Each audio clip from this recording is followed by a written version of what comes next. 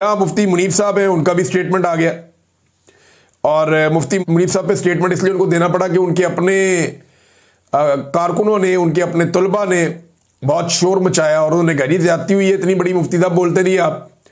तो मुफ्ती साहब अपने मुतालबात के साथ सामने आ गए, ये दबाव की वजह से, और इजाज़त लेकर ही आए होंगे। ये इजाज़त के बगैर तो मुफ्ती मुनीब साहब काम करते नहीं हैं।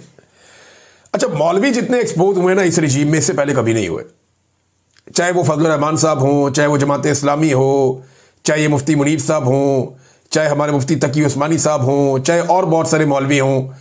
अच्छा, कई मौलवी बहुत बुरी तरह एक्सपोज हुए और कई ऐसे लोग सामने आए जो हक बात कर रहे हैं और लोगों की आंखों के तारे बन गए कि लोगों ने कहा यार सच बोलता है कम से कम ये आदमी।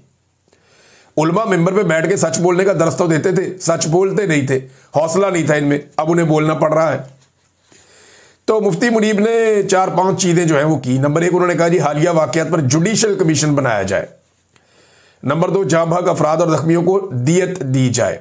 नंबर 3, तमाम मुकदमात वापस लिए जाएं जो जख्मी और जो वो मौजूद हैं लाशें थानों में, उन्होंने कहा जी हमें पता है, वो हवाले की जाएं लवाहिकीन के एहतराम के साथ। फिर साद रिजवी और अनस रिजवी से मुतालिक मालूमात दी जाएं। उसके बाद ये टीवी के ऊपर खबरें चलाई गई हैं कि जनाब उनका पता लग गया। वो पता क्या लग गया, उन्हें एजेंसियों की हिरासत से पकड़ के पुलिस की हिरासत में दे दिया जाएगा।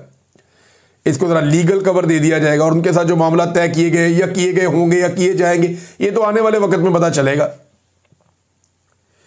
एक दौर में इनके वालिद के साथ भी यही किया गया था। तो पाकिस्तान में ये तरीकाकार है, ये कोई नई चीज़ नहीं है। तहरीक लब्बैक अपनी पॉलिसियों पर नज़रसानी करे, ये स्टेटमेंट भी साथ में मुफ्ती मुनीब ने दिया है। मुफ्ती मुनीब साहब, सबसे पहले आपको अपनी पॉलिसी पे नज़रसानी करनी चाहिए। आप हमेशा हलवा खाने आ जाते हैं और कभी भी मुश्किल वक्त में आप बात करने से कतराते हैं, सामने नहीं आते, आप गायब हो जाते हैं, बड़ी बड़ी देर के लिए गायब हो